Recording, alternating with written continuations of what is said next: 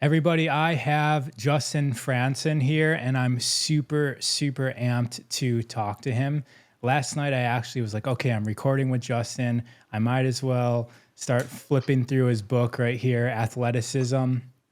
And so I picked up this book at 6 o'clock, and I turned to the first page, and I actually didn't leave my seat for 2.5 hours. I read it straight through from cover to cover. When I was I was super busy. I had a lot of other stuff to do. I was like, okay, I have to skim through his book. And so I was just planning on skimming through it. And I read the whole thing. I was completely enthralled in it. You and I have overlapping viewpoints in fitness. And so I say this just to introduce everybody to Justin. He's written this book, Athleticism. He's trained professional athletes for decades. He's the owner, founder of many different companies and products, EMF Rocks being one of them, which we're definitely going to get into today. But welcome, Justin. How you doing? Raw, so good to connect with you online. Yeah. Yeah, we were actually in Laguna Beach off your neighborhood in the ocean a couple weeks ago, and we went swimming in the wintertime. And I got a little bit of hypothermia, but that was an interesting experience because it humbled me a little bit. And so we did do some talking then, but I was completely like in some bizarre zone in my head. So I'm excited to talk like in a more sober state right now. Yeah, definitely. It's big when I'm a big free diver, so we're out in the elements all the time. And if you're not used to it, or I think you got more seasick than hypothermic. But yeah, I mean, we're out there for about a half hour and it's 57 degrees in the ocean and we're in open water. So that's no joke.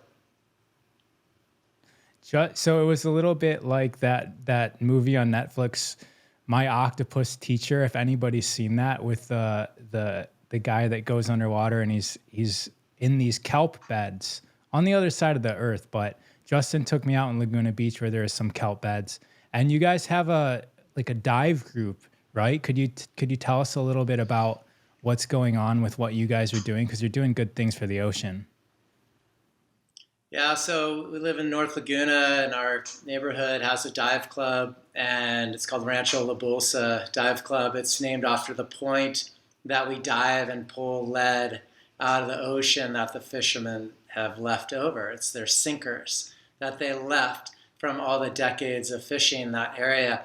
And I mean, we've have tons and tons of lead that we pulled out, and I pulled another three pieces out yesterday amidst the storm. And it's unbelievable. You can spot that stuff at the bottom of the ocean. So we're literally cleaning all the garbage out. We're inspiring people when they go on vacations to go dive and pull lead out of the water. And I think it's a lot of the challenges where the fish and the seafood that we're eating is from a lot of the remnants that we've left in the different coves. So we're just helping out. It's beautiful. It's a sanctuary. I know as we get into the EMF talk, Raw, we're going to want to go over the frequencies and the sounds that you can hear underwater. And just a few days before you came out, I dove with the dolphins in the cove, and their sounds or frequencies, the communication underwater, you could hear it so clearly, but we don't necessarily hear these stressors on land. So of the non-native waveform. So I know we'll get a little bit into that as well. But it's a fun group, and invite you back when you're ready. So just you brought up something. So are you saying that the leftover lead could potentially be breaking down and poisoning the fish that people are eating? Is that what you're alluding to? Yes, yes, that's what we feel. So Interesting. we feel our cove's really healthy. It's one of the healthier coves in all of Laguna, and it's just from the last several years. I think it's about 3 years. We've had the dive club. I've lived in there 2 years, over 2 years now. So it's that many years of pulling the toxins out. We have literally one of the healthiest kelp beds around, and this is from just full on experts that have come in to check out the ecosystem and dive with us that are saying that. So it's really exciting what we're doing and what we're sharing other people to do. My friend John Rose, he started Waves for Water. He's a former professional surfer. He was the face of Quicksilver. He was so good looking. They had him on as a face and for years. And when he ended his career as a model for Quicksilver, really, he started to travel and he brought clean water and filters to areas that didn't have it. And so for us, it's really a similar mission. When you're traveling and you're out in the water, go do something good while you're out there.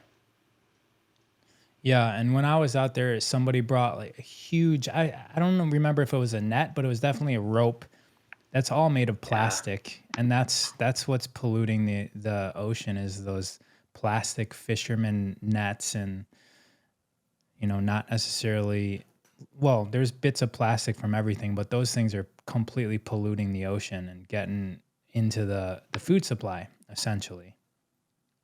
So in this book, when did you, so this book is called Athleticism, Whole Body, Whole Brain Equals Performance. And I really loved it because you immediately start going outside of the box, like literally like going from linear training to figure eight patterns and even having to do with ambidextria, like being equivalent on both sides of the body, and balance and even mind stuff. So something that stuck out to me, because I used to do this stuff when I trained. I was basically a professional athlete. I was winning competitions for money. And my favorite thing was doing things like learning to unicycle and play a musical instrument and having conversations with people. And you were talking about being on a Bosu ball, juggling and doing math equations as a way to train an athlete. And I mean, I just loved it. I was like, this is like speaking my language. So how long ago did you start training people this way? It's been decades, right? Yeah, so we're in our 27th year of athleticism, starting athleticism.com. Started at a Scripps clinic in La Jolla. My mentor was Dean Brittenham, who was a legendary speed track and field coach from Nebraska Cornhuskers. He made their football team in the powerhouse they were years ago. Then he got hired as a strength coach in the NBA and NFL, and actually worked with MLB as well. And Scripps Orthopedics brought him to Shiley Pavilion Scripps Clinic, and so I found him at the tail end of his career, and it was riveting. I mean, there was literally no one doing what he was doing, no one looking at an athlete at that way at that time. And he would see a track athlete run, and he'd say, okay, well, they have to fire equal on each side. This side's a little inhibited. So we would bring in primal reflex techniques to release the pain in that area. We brought in active isolated stretching, Aaron Mattis method. We started just to do, he was teaching people to juggle. Michael Gelb was huge into Leonardo da Vinci and how he's a whole brain performer. So he brought those methods in, and he's a prolific author as well. And he Dean taught us how to juggle, and then we would do stuff in semicircles, nonlinear motions. It was just the most unique program. When I saw it, I'm like, this is what I have to do. This is my calling. And I went from a tennis player that wanted to play to C and got hurt. I injured both my wrists. From lifting too hard, they got out of alignment, and I kept playing 4 hours a day, and it just blew out all the cartilage and ligaments in both my wrists, so I couldn't pick up a racket anymore. So I transitioned into playing basketball for the next 25 years at high level, and I learned how to be a one-dimensional. I think tennis is more of a one-dimensional sport. You're on the concrete. You're not jumping that often. Compared to volleyball or basketball per se. So I taught myself how to jump through this program and dunk, and I became a really good at dunking a basketball when I was a I felt a one-dimensional athlete. So it was just super profound as a program, and we were able to help, just endless teams and professional athletes throughout this time frame, and it still continues. What do you think is the most important thing for somebody to work on as an athlete that isn't common, right? So when you think about athletic training, you're thinking about getting in the gym, doing squats and deadlifts, but in this book and in your philosophy, there's a whole bunch of other things. And so I guess where would you start? What could a normal person do to improve their athleticism besides just simply being in the gym and doing those reps? And I am from the philosophy that there's not just one thing that'll make you essentially better. It takes an entire holistic, comprehensive approach. If you were to say, what would be one thing, I would say stand on a Bosu ball and have better balance. And because if you're off balance, you can't do anything. So that might be one of the first ones I would say. Now knowing Gary Lineham and Human Garage, I would probably lean in on say start doing fascial maneuvers, and that will help with the pressure system in your body having more strength and power and resiliency. So you're going to have a better performance, and you're going to improve your energy and your stamina, and reduce the risk of injuries. And even the body movements, I would say do some speed drills, coordination drills, and when you move in semicircles. And we have rhythms, intensities, coordinations that we do. So you're working both sides equally. You're doing it in all directions. You're literally running, skipping, jumping, bounding, shuffling, changing directions laterally, forwards, backwards, and in those semicircles, which in turn turn into figure eights when you're in a group-like setting. And then the last part, I would say, maybe lean in on becoming ambidextrous and start to use both sides of your body, both feet, both hands. Really incorporate the eye-hand coordination, and do juggling and get into these rhythms that get you into the infinite flow of the universe. And probably the last thing I would say is start to do some breath work, and you could get it through the fascia techniques, but that'll help with the brain entrainment to get you more in that alpha brainwave state for optimal performance. So if I were to go through my list of the top ones for performance, I think those would all be mentioned in it. Amazing. And I like the little sprinkle of infinite flow of the universe. It's like there's a invitation, there's a gateway for people to go and find what he means by that. One last question on this topic before we move on. Could we talk a little bit about concussions? So, for instance, I've had many of them. I played hockey for 20 years and I was the fighter. But actually, a lot of my concussions came from outside of hockey. But my lifestyle was just dangerous and risky. That's just my typical, male bravado lifestyle.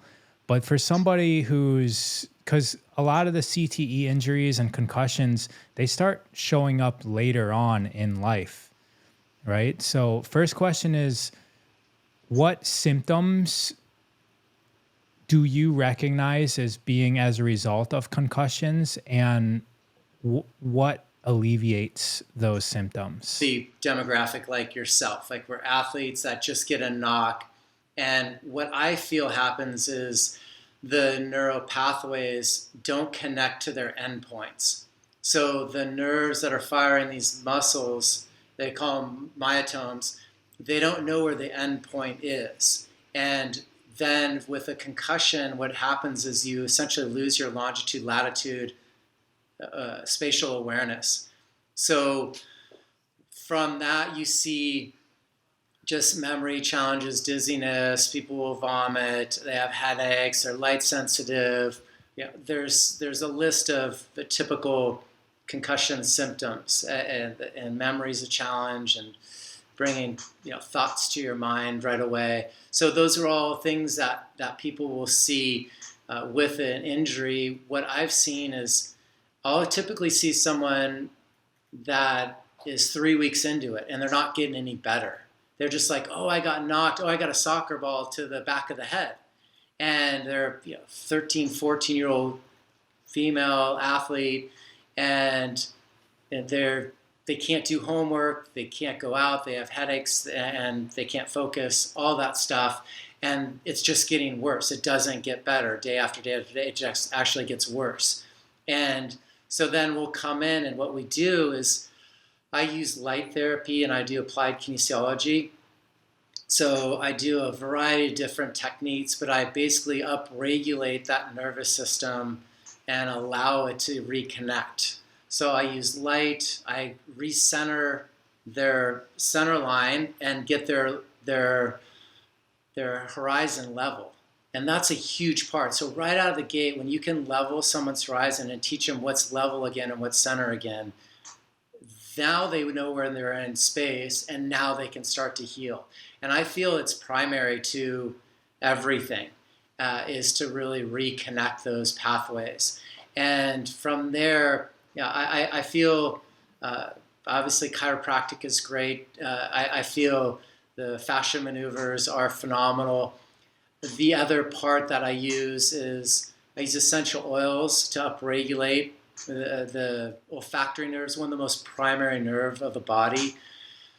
And my wife has an essential oil line called Campo Beauty, CAMPO beauty.com. And so I'll put her crown on the occiput. So we'll put it on the occiput or temples or wherever the pulse points are and wherever the injury was. But the frequency of those plants, that plant medicine, will start to nourish those areas and give them the oils that they need to lubricate it, will reset the olfactory nerve. And then I also have found that the EMFs are really challenging. An NCAA protocol, for concussions is no screen time. So they've acknowledged that the blue light is disruptive to the blood-brain barrier healing when it's been injured. But there's more to that story. There's more. It's the wireless signals, these non-native EMFs, that are disruptive. And so for athletes that are looking to heal from it, my computer, believe it or not, but it's hardwired into the router, which is a little far away. But I'm hardwired, so I don't have any millimeter waves in my immediate environment right here. So I've done everything to lower the speed of the polarizing one-directional waveform in my area, so it's not as a stressor on the body. And so I encourage athletes that have concussions that are healing from it to lower the resonance of a stressor in your environment, because the blood-brain barrier doesn't heal as quickly when it's inundated through stressors in the environment. So we use our grounding bags to recharge the eye. So the eyes, the teeth, the thymus, and your intestine area are the four primary areas that get decharged. So when we can grab a grounding bag, hold it, tap on it with one hand, and cover your eyes with the other hand, that's going to recharge that area. So I know you're obviously the master at grounding as well, but it's tough to heal when you're decharged. And when probably one of the weak links of the body for EMF, and I just mentioned the four, are the eyes. If those are decharged, it's really tough to heal a concussion as well. So we throw in that protocol as well.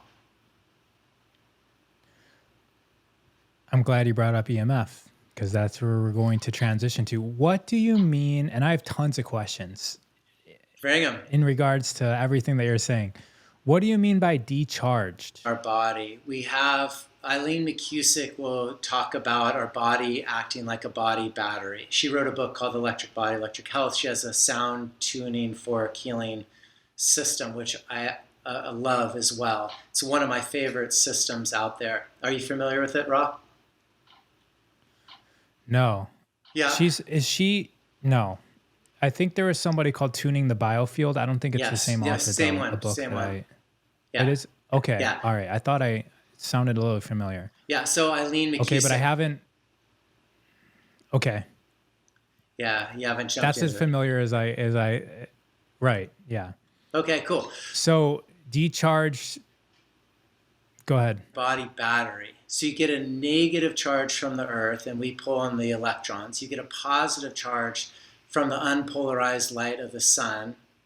We breathe in minerals from the different environments, and then hopefully we get it from our food. That's what we're working on these days. And that's where Purium will come into play. And then we get hopefully some more from the water, and then also the conductivity of it all from the water. If we're missing any one of those components, an area will lose its polarity. And if it loses its polarity, you'll see, let's say the eyes lose it.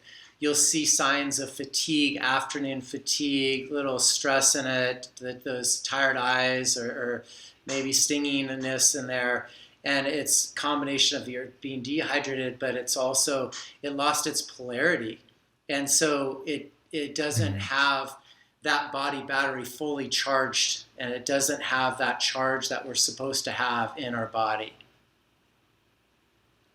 Similar to the fourth phase of water, the waters within your body are polarized, negative and positive, and you're essentially saying that's all getting muddied and bogged down so that the electrolytes and the charge that's going through your body isn't happening. It's not being facilitated.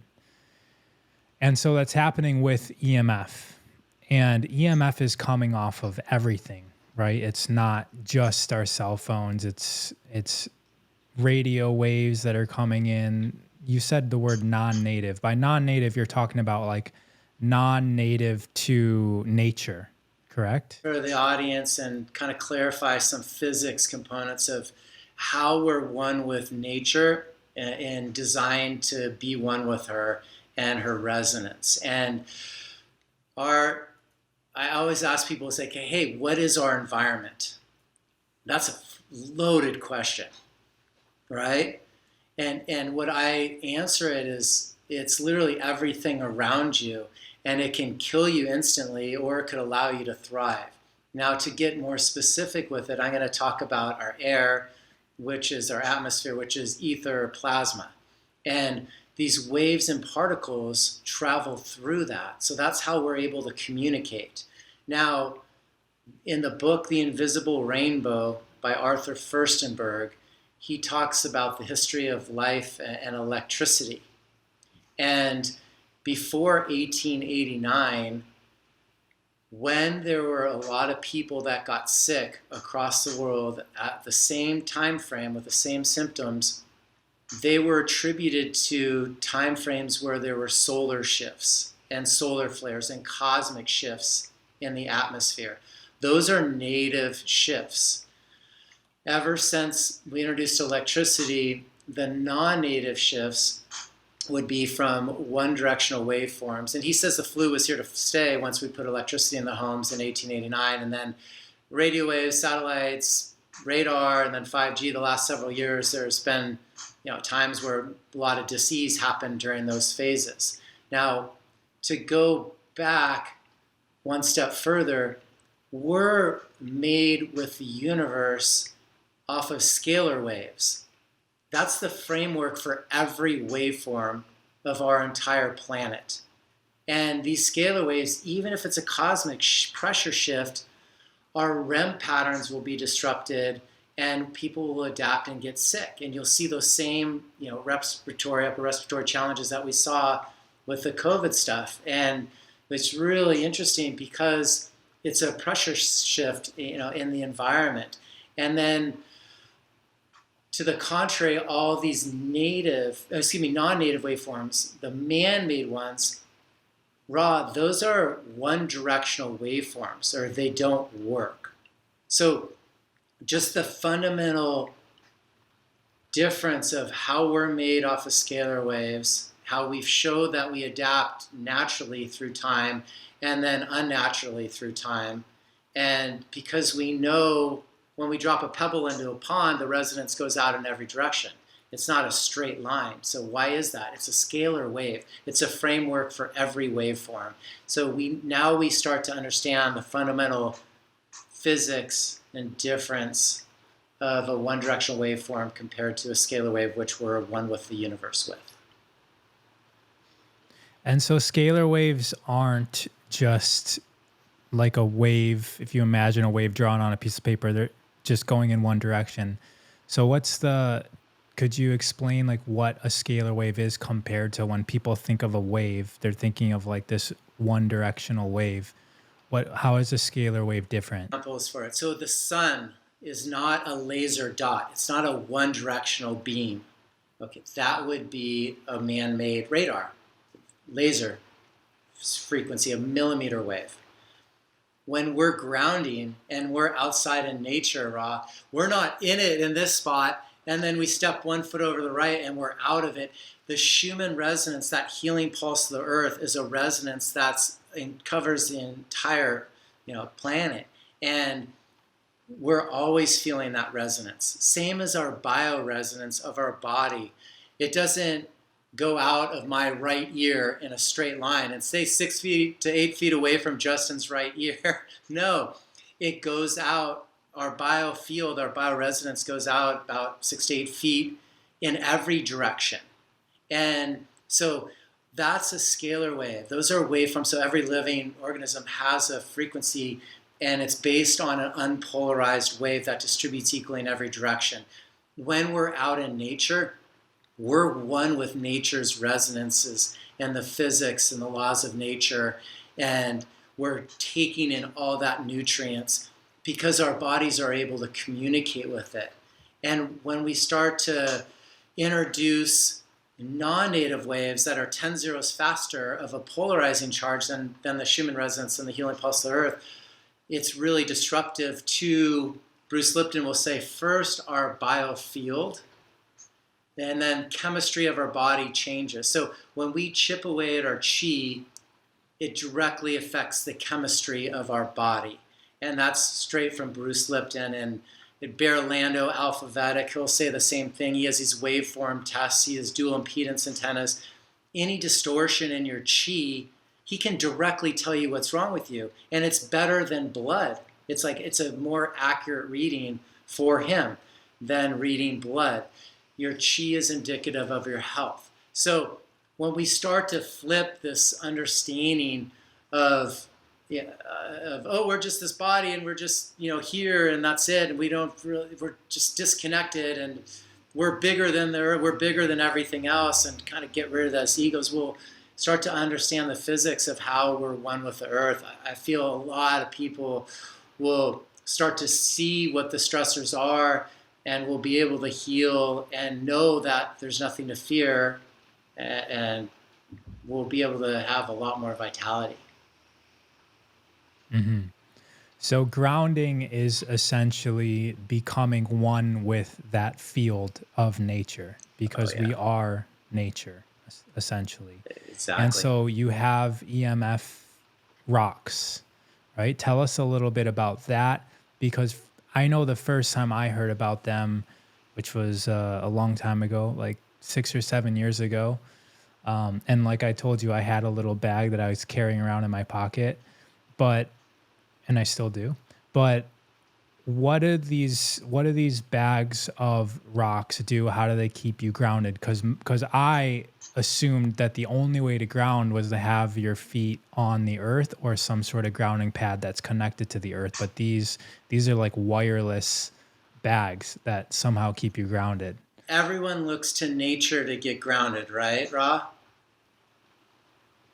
Mm-hmm. Yeah, so did we. So that was the thing. When I was looking for EMF protection, what I saw over a decade ago is our athletes breaking down from wearable technology. So I'm like, I gotta look to nature and find her resonance to bring in our field. And so it's turned into this crazy journey of understanding the physics, the components, our interplay between us and our environment, how different these non-native forms are.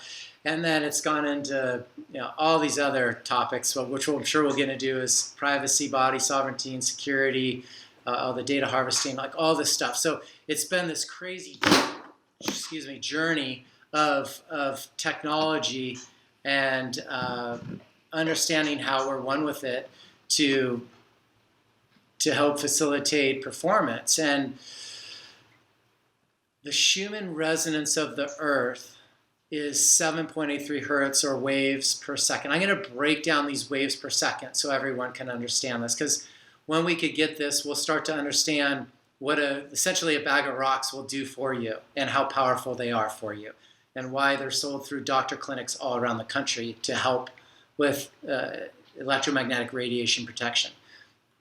The Schumann resonance, that's the healing pulse of the Earth. Okay, when we're out into it, we're just getting our body battery recharged, like we said. Now, when our athletes, when you were in the flow state, raw, and you're winning competitions, your brainwave state was about 8 to 13 hertz, or waves per second. So you were in an alpha brainwave state. Schumann resonance is about 8. You are 8 to 13. When we're sleeping, we should be in a delta or theta brainwave state. We're 1 or below 1 to 8 hertz, or waves per second. And that's when you're having those lucid dreams. Your hormones are getting replenished. You get into pineal gland, starts to, it's not getting calcified from EMF and disrupting your melatonin, your endocrine system. And so your hormones are being replenished. All that stuff happens when your brainwave state's 1 or below 1 to 8. And then when we're in the flow state with the universe, competition, we're 8 to 13. And then all that is really similar to that Schumann resonance of 7.83 hertz. So the difference between that and a cell phone, the cell phones are 2.45 billion waves per second. 2.45. That's the lowest level of a one-directional waveform that starts to destructure water. Now, 5G is 60 to 90 billion waves per second of a polarizing one-directional waveform. So there's a 10-0 difference in a speed of a one-directional waveform from how we rev and how we're one with the universe compared to what we're literally inundating ourselves with. And we've been blasted just at record levels. So what we did with the grounding bags is I looked to take her resonance of that Schumann resonance and put it in a bag, and that's what we did. And the grounding bags are literally that resonance. They have moisture with the magnetic properties. So if you're to look at the crystals, they're going to be beautiful pink crystals inside here. And they have moisture and magnetic properties. Shungite, amethyst, black tourmaline, all the other known crystals that have magnetic properties, they don't have the moisture content with them. And the moisture content is everything for allowing the crystals to be exponentially stronger for EMF protection. So we deploy it in a grounding bag. So this is a grounding bag that you have on your bed, and that you can use it as a self-home care protocol to recharge your body battery. You can carry the mini grounding bag with you and for on-the-go protection. So you have one that's for a pocket, purse, or backpack for on-the-go protection. And then you have one for your home that you'll sleep up to 60% better just by having it on your bed. So that's kind of the backstory behind why they work, because you're bringing the Earth's resonance into your home to create a coherence with these one-directional waveforms that we're just living in these electrical boxes.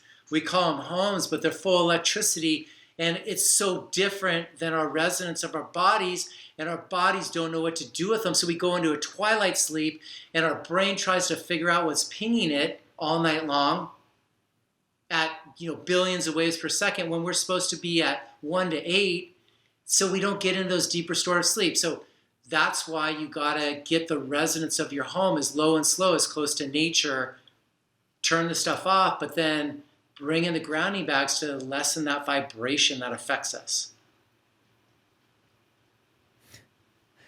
And is there studies, is there science on this? How do we know that it's working as like somebody listening to this? Let's test. Do you know Dr. Bear Lando, alphavedic.com? No, So I'm going to but I like the sound of that. Yeah, I'm gonna get you guys connected. He'll have you on his podcast, and they have a huge alpha cast, huge podcast. But he's probably one of the most brilliant guys on the planet. Period. He has these dual impedance antennas, and they measure your chi and any distortion in your chi. And the grounding bags clinically passively treated up to 91% of the markers that were off from EMF toxicity. That's massive, Raw. He had never, ever seen an EMF product get close to 50%. And so ours were 91%. And the lowest person was 67%, and her thymus was decharged. So these are passive tests that he did. But if she would have grabbed the grounding bag and tapped on it over her thymus, which is your upper chest, I have a feeling she'd have been off the charts because she was the youngest. And the guy that had the 97, he was older, he was in his 70s. So it just shows you that when you create that coherence in your environment, our chemistry of our body really responds. Dr. Rodney White out of Nebraska University did a sleep test for 3 months. Most tests, they do it one day, if that. And he did a 3-month sleep test. He was really affected by EMF. He's been affected by EMF his whole life.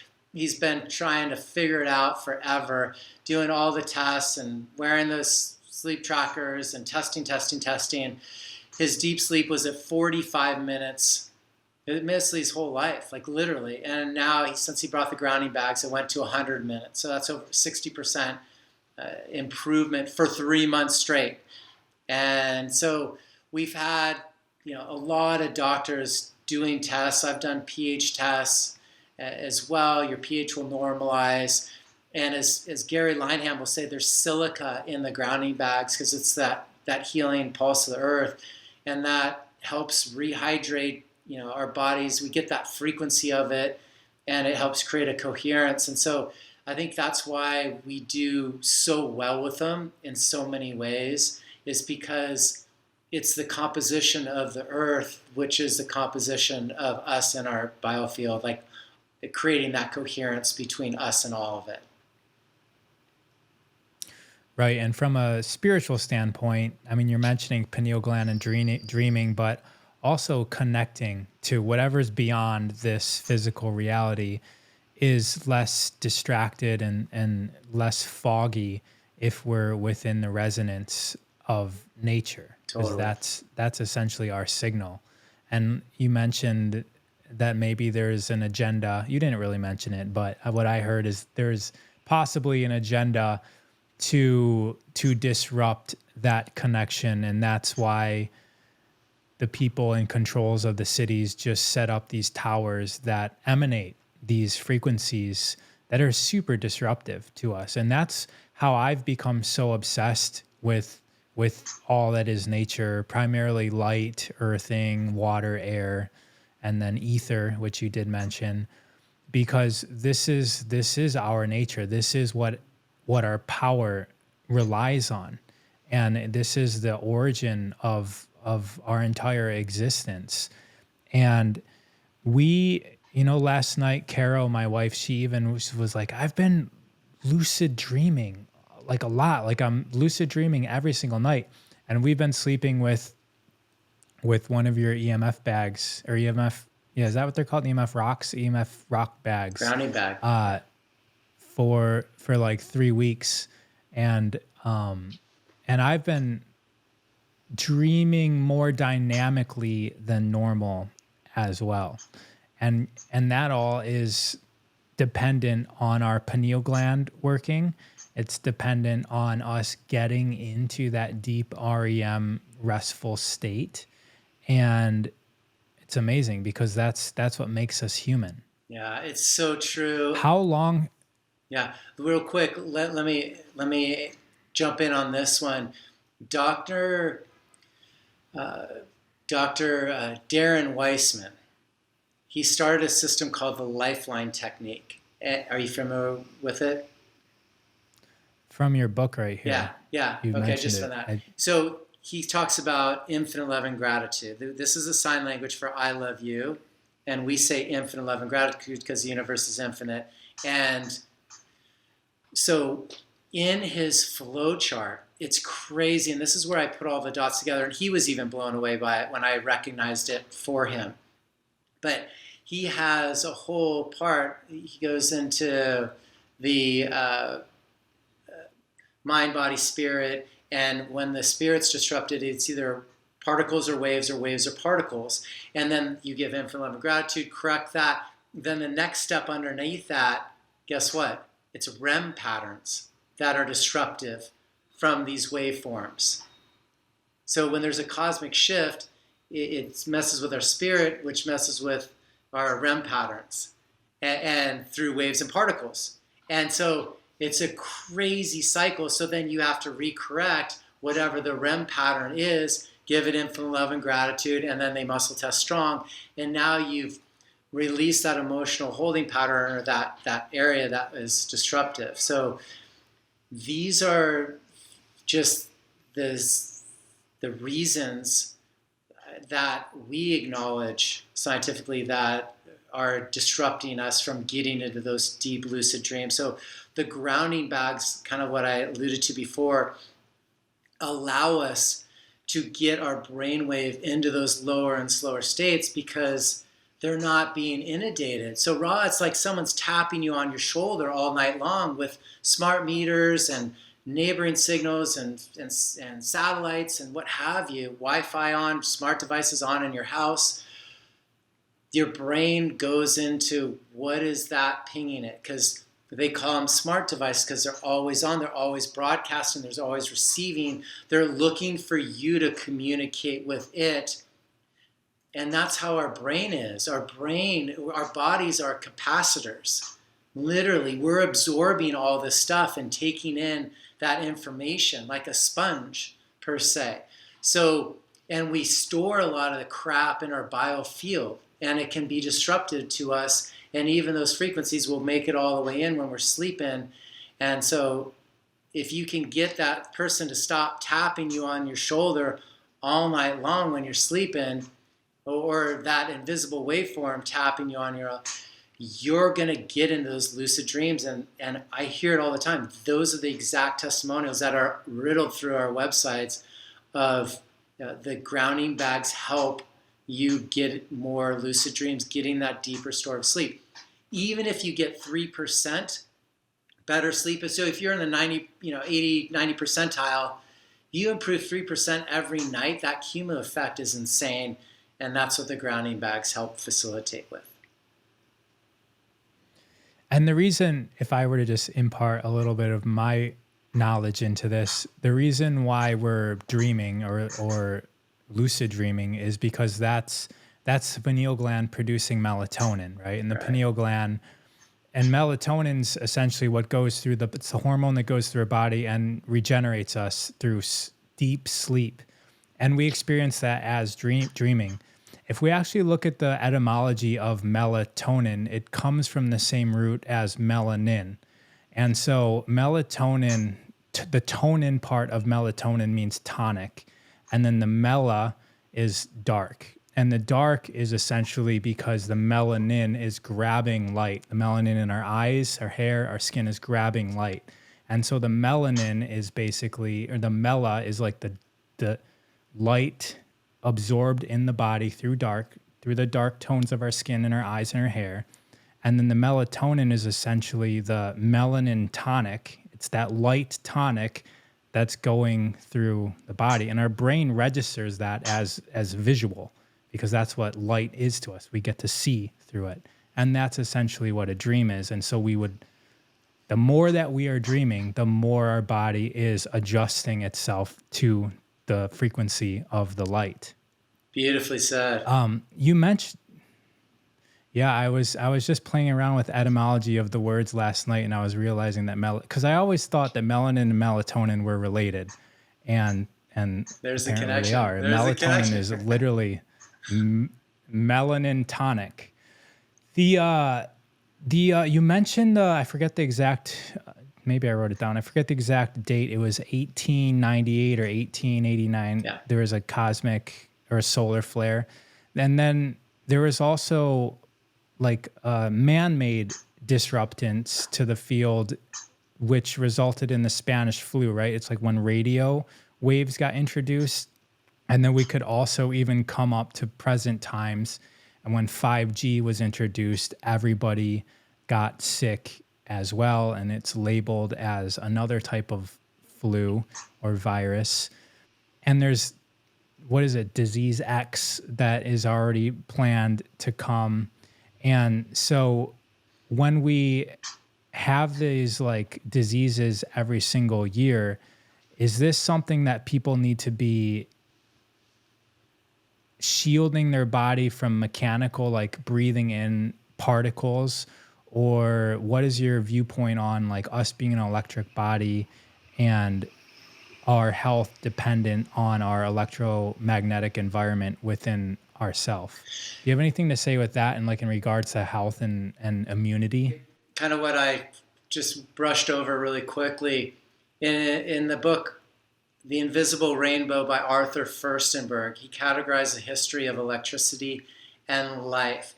Every time before 1889, before we introduced electricity into our homes, there were direct correlations with a lot of people getting sick with cosmic shifts, solar flares happening.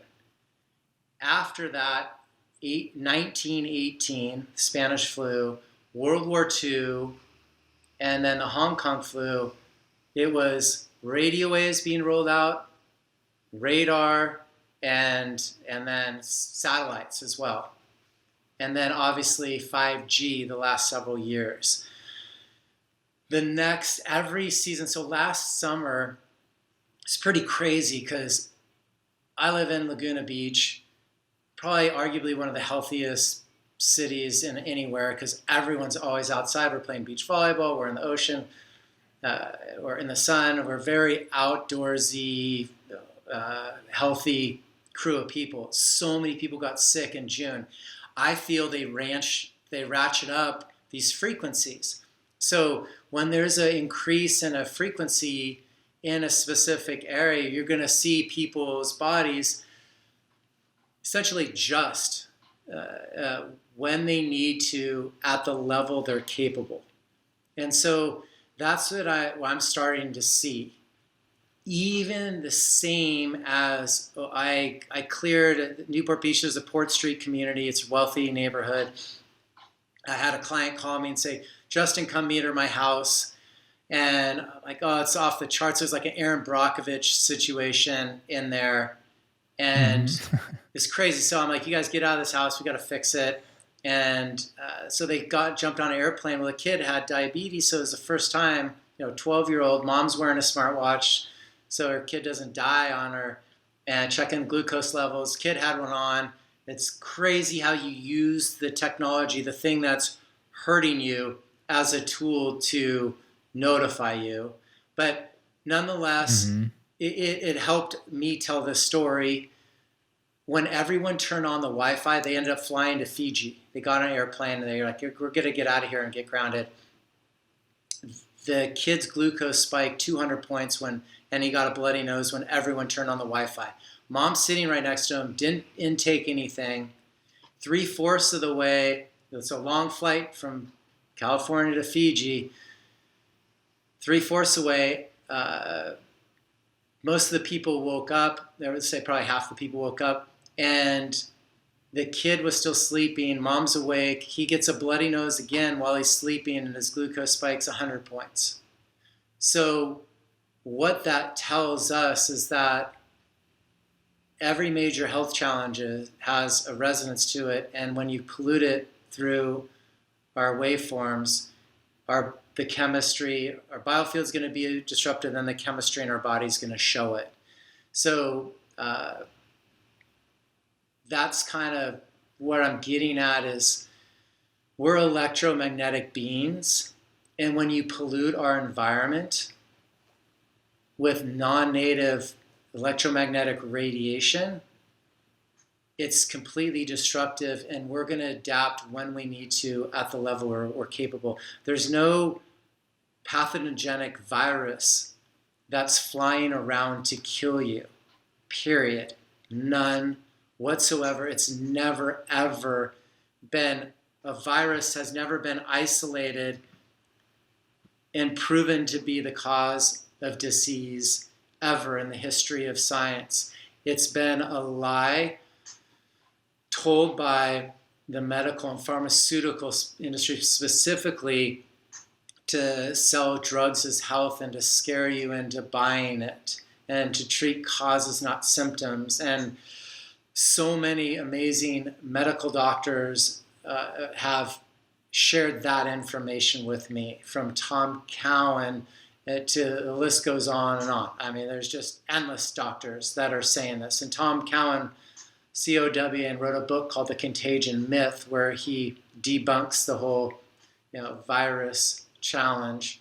Now, I feel there's more frequencies. There are, people get sick, and there's a connection through waveforms where I think subconsciously, we get connected. So, but when you can keep your resonance field up, like a Shaolin monk who does breath work all the time, they're not affected by EMFs. Gary Linehan, working on his fascia, doing fascia maneuvers, doing human garage maneuvers, he's now, after a long time of doing it, not affected by EMFs. When you can have your body unpoisoned and unlearn the fears that are being instilled upon us in a lot of industries, and we're being poisoned, you can heal. And there's this cool thing, it's called physics, and why we know the grounding bags work is because you can convert a one-directional waveform into something that's unpolarized. That's physics. That's what nature is designed to facilitate healing us. She's converting these waveforms and recharging us. What we're doing at emfrocks.com and with our products, our grounding bags, we're bringing that resonance into your environment to create that coherence. It's super simple, but that's why I'm going deep with everybody, is to understand how we're designed and how intricate we are. And just in layman's terms, we're made on these scalar waves. They're unpolarized. You drop a pebble in a pond, the splash goes in every direction, not in a straight line. That's the fundamental difference of how we work. So let's look to our environment to create that coherence. And you could do it outside, externally, but then there's also that internal environment through, having Purium and eating clean foods and really feeding your soul that internal environment. It heals as well. Yeah, it's about a harmony, and I'm glad that you brought up we can strengthen our field, because we are resonating at that 7.83 hertz per second. Like that is us. That's our natural resonance pattern.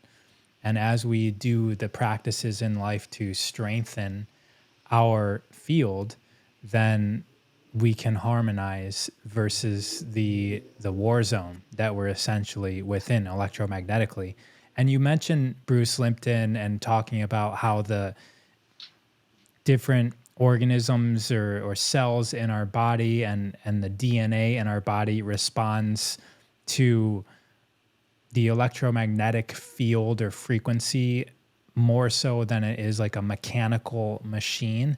And I think that's very important for people to realize, is that we are electromagnetic. Even our heart and our brain are sending out signals. It's not just peptides and hormones and things that we can touch. It's also like our blood flows through our body because of this heart, which is resonating a field. And the DNA are switched on and off, and the cells and the mitochondria are doing tasks based on the signals that it's receiving, not necessarily a physical component that's coming and saying, hey, you got a job to do. It's a signal environment, and everything's responding to the signal. And if we start disrupting that signal, the body's, like you're saying, it's being tapped on. Like, hey, go this direction and then go this direction. It's just getting confused. And I really like the airplane. That's a perfect environment where there's no ability to, quote, ground to the earth, and to carry a bag with you is like it's basically the only option in a plane. Yeah. Real quick. I got sick last year when I traveled. I just had the mini on me, and I got sick twice when I traveled. And the same symptoms as COVID, like that whole like upper respiratory thing. And I'm like, and then I finally, second time, I'm like, this is ridiculous. I directly correlated to flying an environmental toxin, and my body adapted after.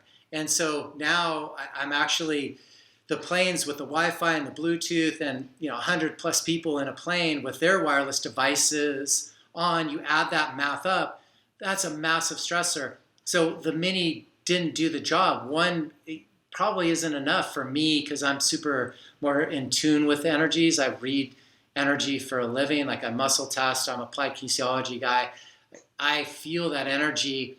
I'm working to get as strong as Gary Lyham, where it doesn't affect me. It's a work in progress. So during that transformation and growth, now I travel with at least 3-4 grounding bags on my carry-on. And I disassemble it before I go through TSA so they don't hassle me.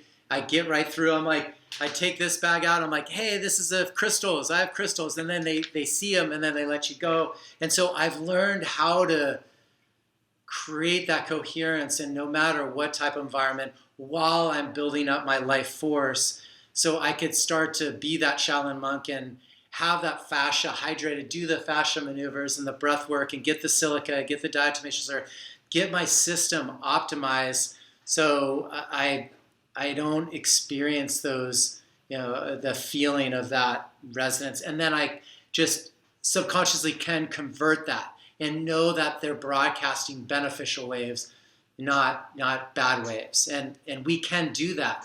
So I don't want to scare people with this technology. We got to learn to work with it and have proximity protocols, but we can convert it, and we can do it by ourselves. And these products are great to help you with that.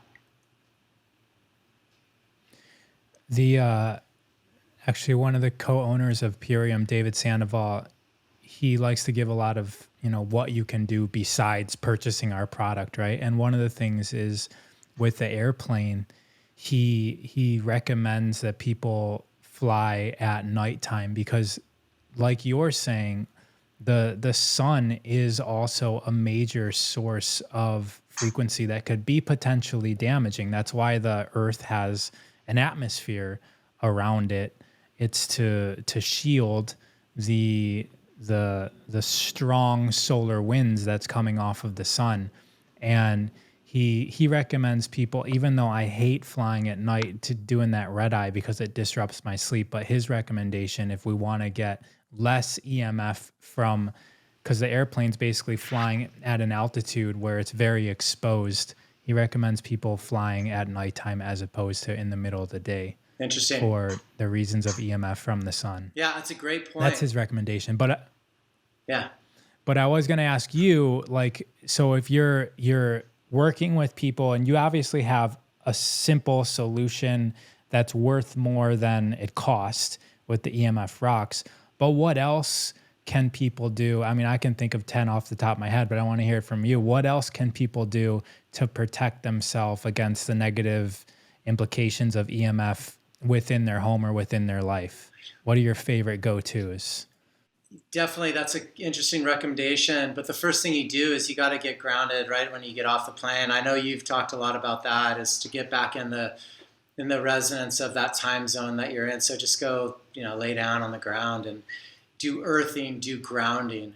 So that's just 101.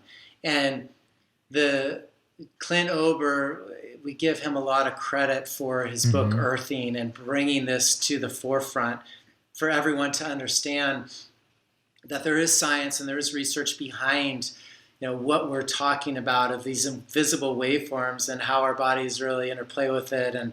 And so earthing, grounding, go barefoot, touch a tree, get outside in the sun, breathe in the minerals.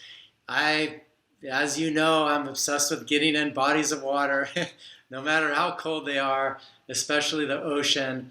If that's too much for you, just go touch a tree. And if you're in a cold environment, just literally get outside and do that. Now, one deal I want to show you, and I know like you're the master at teaching people protocols. I want to teach you one of Dr. Darren Weissman's protocols for grounding. And so what we're going to do is just with your finger, point to the earth, and then over your heart, give the sign for I love you. So root yourself with your finger to the ground. And you could do this on an airplane. You could do this on a high-rise building. You could do this outside in nature, anywhere you are.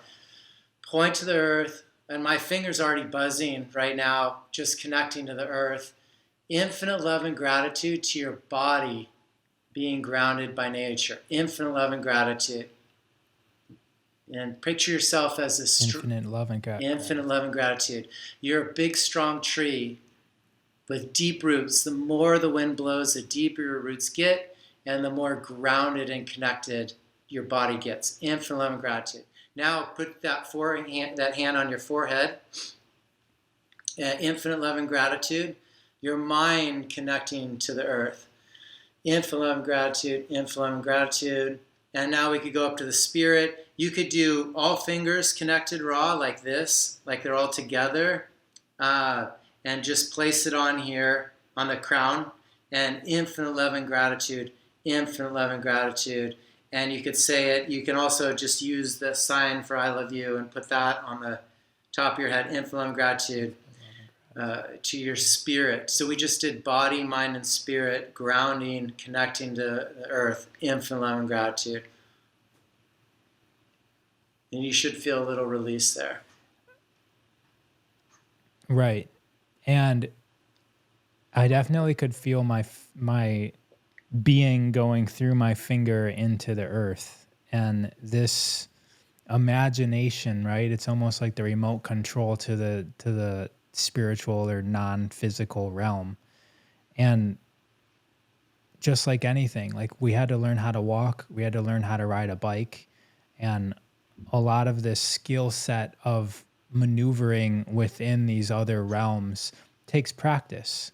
So I just want to say, you said it so clearly and confidently. If people are watching this and feel like they can't connect or aren't connecting, it does, like the moment we wanted to ride a bike, we didn't just snap our fingers and get on the bike and ride it. It does take practice and repetition.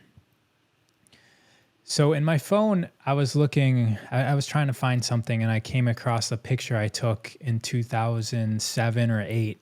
And I moved to California in 2006 from Michigan, and I took a picture of the sky, and I was taking a picture of the chemtrails in like 2007 or 2008, because in Michigan, at least at that time, I didn't remember planes making those marks in the skies. And I moved here, and the skies were not as bad as they are now. I mean, I've seen them evolve into like literally creating clouds and storms now. But what's your take? Do you feel that there's something happening to block out the light? Or what's your current take? I know this is evolving for us all, but what's your take on what's happening up in our skies? I know Well, it's a loaded question. yeah, and there is a lot going up there, and unfortunately, uh, people haven't really noticed it for my whole lifetime. I saw the trails when I was younger, and I saw basically they're like, oh, they're condensation trails. I'm like, well, that plane makes it, but that doesn't. Why is that? And Right. so when I was little, it didn't make sense to me, and I noticed it early on. I'm in my 50s now, so this isn't anything new. They're called chemical trails or aerosol spraying with barium, strontium, aluminum. What they're basically doing is they're claiming it's for climate, or making it rain. And right now it's raining in Southern California. Man, these planes are just going nonstop. They call it cloud seeding. But what they're doing is they're dehydrating us and our planet through the barium in the aerosol spraying. And now they're adding mRNA into it.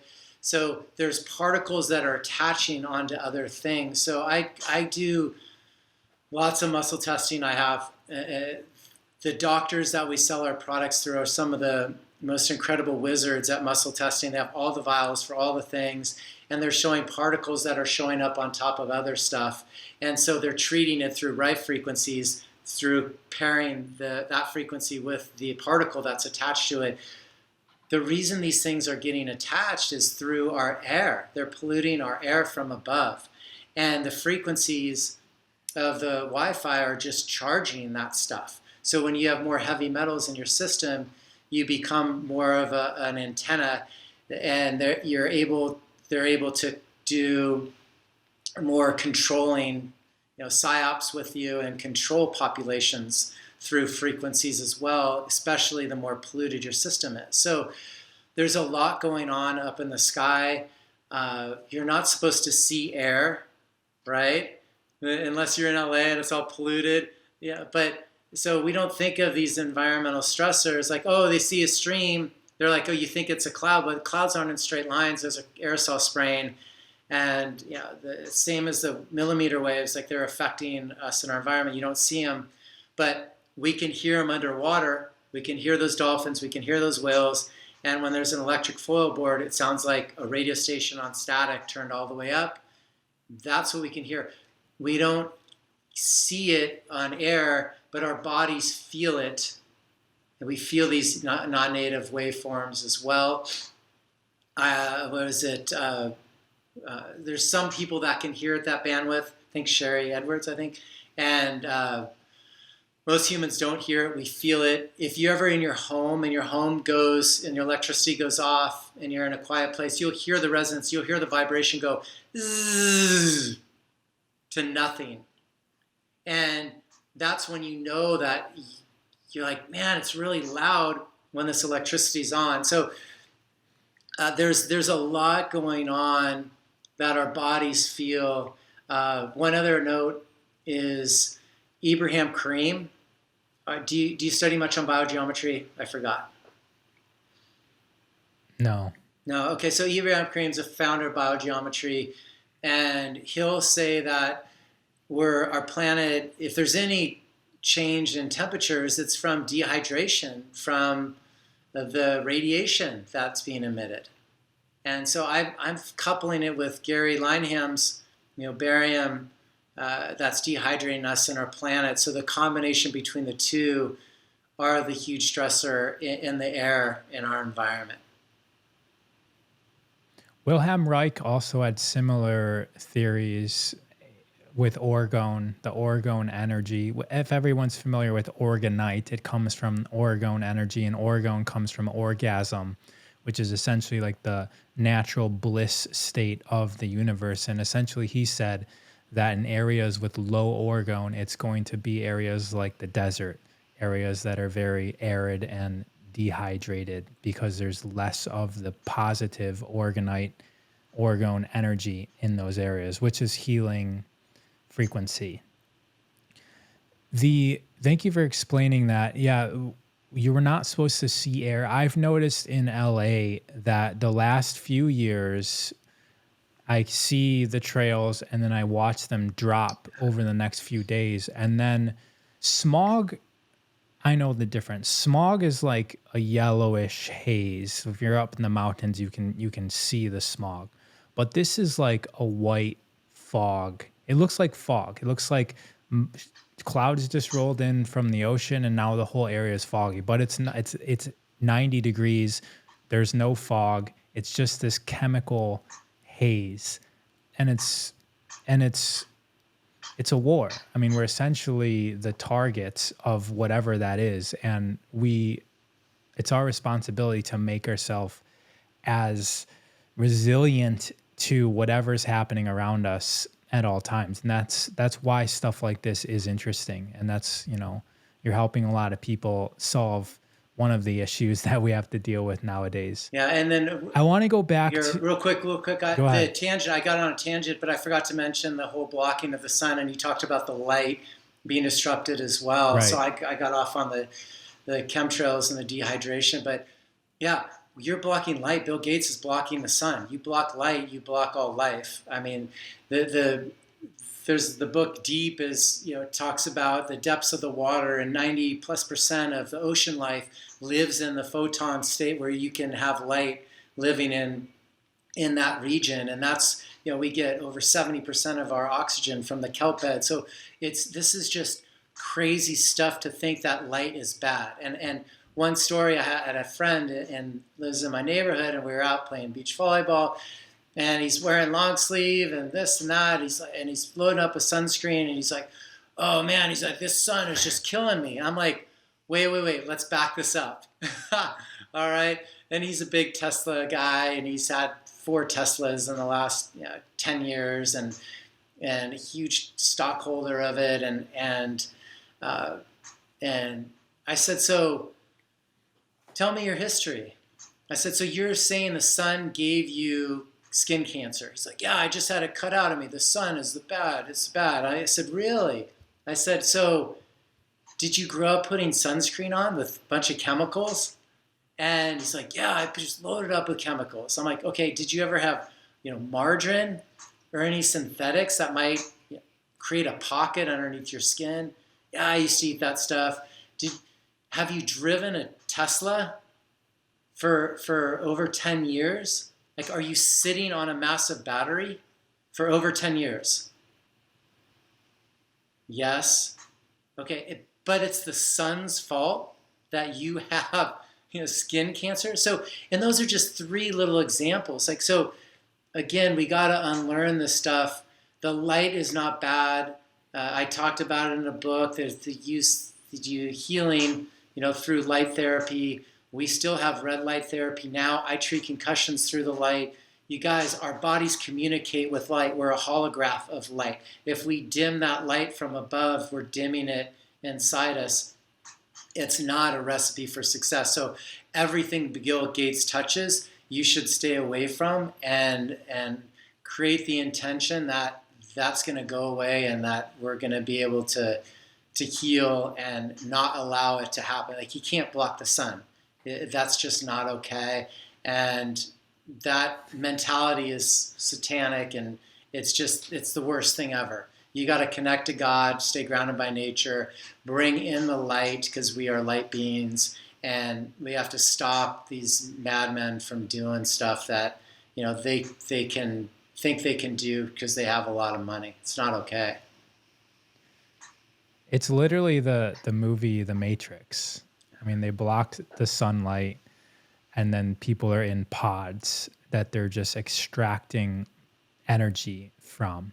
And that's what's going on now. They're blocking our natural reservoirs of power. They're putting us on the couch, just being plugged into the matrix, watching TV, watching our devices, and they're just extracting our life force from us. And we can choose out of that, right? That's what that whole movie and story was about. We are Neo, we're the chosen one of our own life, of our own destiny. There's a lot there, and this isn't for us to promote the fear, but like you said, we need to choose a different way. if we're like, we came here for this, obviously. It's happening within our life, and it's our responsibility to create something that is different, something that serves us and everybody around us in a better way. And you're doing that. So I want to go back to other tips. You know, what do you tell your best friends, like this gentleman you're talking to? Like, what else can they do within their home, within their environment, to harmonize themselves, you know, within the conveniences of electrical devices? We all have them, and we're on computers and phones right now, right? You know, watching this or recording this, we're using this stuff. There's a big, huge, giant light right in front of my face shining on me. So what things do you tell your friends is like the top 3 things that people do within their home? Get grounded by nature. Okay. Yeah, because that's your nature. So number 1, just get outside more than ever. Touch a tree, hug a tree, climb a rock, go barefoot, lay down, have a picnic outside, jump into bodies of water, super stuff. But within their home, it's really simple. Create that resonance of outside inside your home. So all wireless smart devices, they're on a timer. So they go off at night when you're sleeping. It's $9 to buy a timer at the hardware store. Buy one, plug it in, plug that, you know, smart device into it. All the electricity goes off. I've gone to the extent we have a timer on our electrical panel. So all the electricity in our bedrooms goes off at night.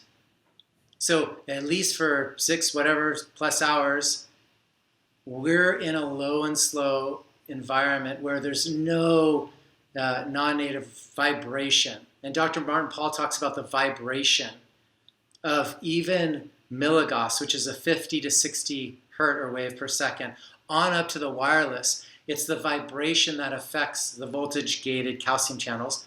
Those are 4 big words for, that's the mitochondria function. That's the gateway for your cellular energy is disrupted just from low-level electricity. So get that resonance as low and slow as you can to the resonance of the earth. So Wi-Fi's off, smart meters converted to analog. The smart meter on my house is converted to an analog, so I don't have basically essentially a cell tower that these Wi-Fi, that these smart meters act like. And if you want to learn more about the smart meter, check out Josh Del Sol's documentary movie called Take Back Your Power. Have you seen that one? No. Oh, you'll love it. Take Back Your Power. Take Back Your Power. Check it out. Josh Del Sol made it. And you can get online. I think it's free to watch. But just, he foresaw everything happening. It was like 15 years ago. So convert those. It's a one-time $75 fee and then $10 a month. It's a no-brainer to get that basically cell tower off your house, which is really a smart meter. I've seen kids grind their teeth down to nothing with their head of their bed on the other side of them. I've seen kids have basically seizures from have 2 smart meters on the other side of their bedroom wall. So know where your beds are faced in proximity to stressors, whether it's on the outside of your house or inside your house. Get a Stetzer electric meter to meter this stuff. You can plug it in the wall. Stetzer, S-T-E-T-Z-E-R, electric.com, about $140 or so. That reads the amps to volts, any static in the line. Super simple stuff. Plug it in the wall. It should be 100 or below for a safe home. Most homes are 350 and below. Any home with solar is going to be over 1,000. They haven't figured out, I'm sorry guys, they haven't figured out how to ground solar out. Because again, it's just like a electric car. They're storing energy in a battery and giving you the usage that you're requesting is going to cause static, just like a dim switch on a light. So it's in a car, it's 18% lower testosterone for guys and girls driving electric cars. In the home, we can plug in the Stetzer meter, and it's going to be 3-4 times or more higher than safe recommended levels of dirty electricity. Hard wire is faster, safer, it's more reliable, minimal health challenges. Remember, electricity travels not just inside the wires, but on the outside of wires. So if your bed's touching the wall, it's charged to the level of the outlet. If your nightstand has a light that the cord's touching your bed's charged to the level of the outlet. Create that proximity protocols. Never have a phone next to your head. We're doing this because we're wanting to communicate the message, and I have the grounding bags here, and we're doing our grounding protocols to recharge us as well. But never put a phone up next to your head. It's absorption rating, and keep we use Faraday bags, and you put the Faraday bag literally. You put your phone in, it protects you from the phone, it protects the life of the battery from the data harvesting, but I do not recommend having laptops over your reproductive organs. One of the 5 bigs, cancer, suicide, diabetes, Alzheimer's disease, cardiovascular disease, are directly correlated with EMFs. So is the 6th one, which is infertility. And it's because these industries are marketing a battery and a router over your reproductive organs as a laptop. Oh, it's literally raw. It's one of the most evil, sinister, craziest concepts that you could ever have. So put a Faraday bag, if you're going to do it, put a Faraday bag and direct the frequencies away, and then have a grounding bag on the bed or desk or whatever to create a coherence. So there's ways to counteract with this stuff, but we just start to understand it. And probably the best one, lastly, grab a meter. I have an acoustimeter. It's a one-directional wireless meter. And when my daughter was younger, I said, hey, this thing's not some quiet cell phone. This thing is a weapon.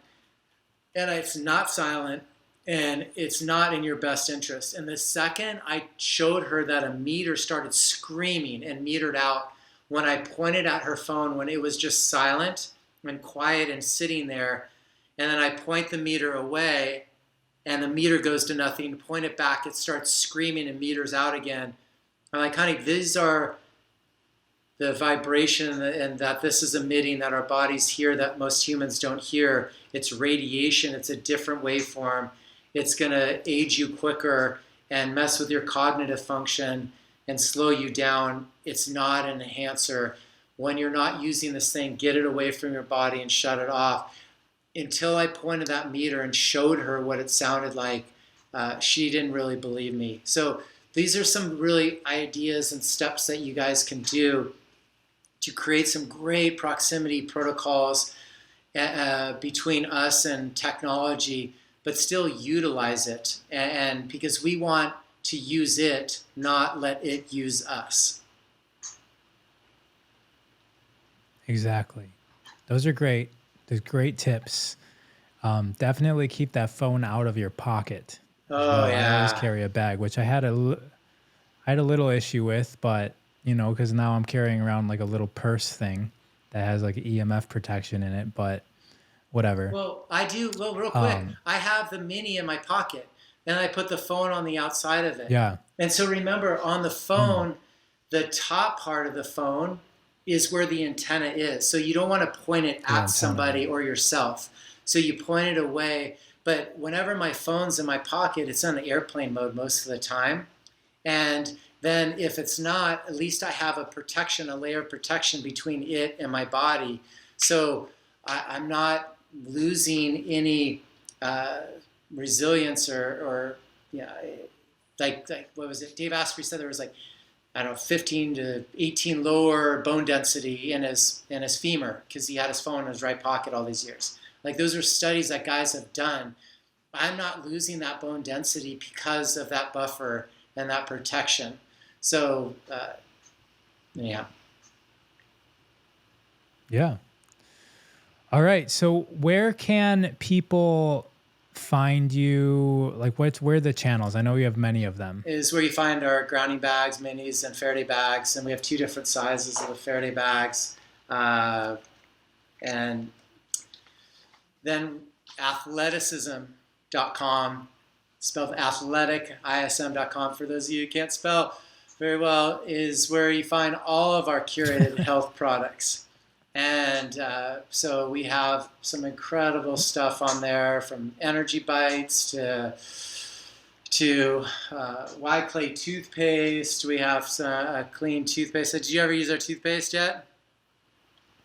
I did, yeah. It's like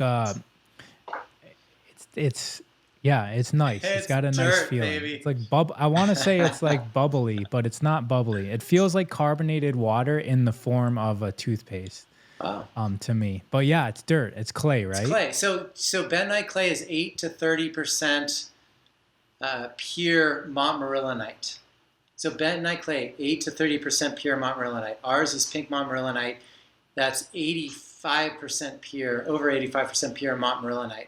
So we have the purest form of dirt, clay you could have that has silica and a ton of other minerals. And what our teeth want, it cleans them. Your teeth felt like you just went to the dentist and got them cleaned, right? Yeah. Yeah, That's what I mean. It has like a refreshing feeling. yeah, you're super clean. Like it literally cleans all the junk off them, but it will help rebuild the enamel because you're remineralizing it. And then you could swallow it because it's bentonite clay, but at a pure form, so it's a great chelator and binder. So, and then it has a spearmint that doesn't kill the enamel like peppermint does. And I learned that from Dr. Jerry Curtola, who has Revitins, one of my other favorite toothpaste that we sell. It's his brand.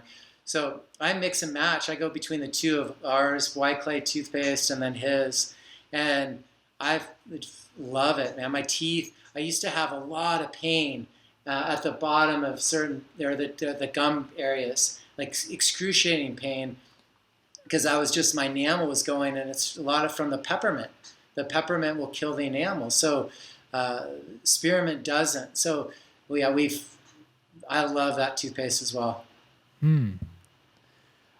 So that's one thing that I notice is that I'm using like super natural toothpaste, and the toothpaste we regularly use, I can feel like up here in the gums, because I didn't see a dentist for like 10 years when I first moved to, maybe even 15 years when I first moved to California.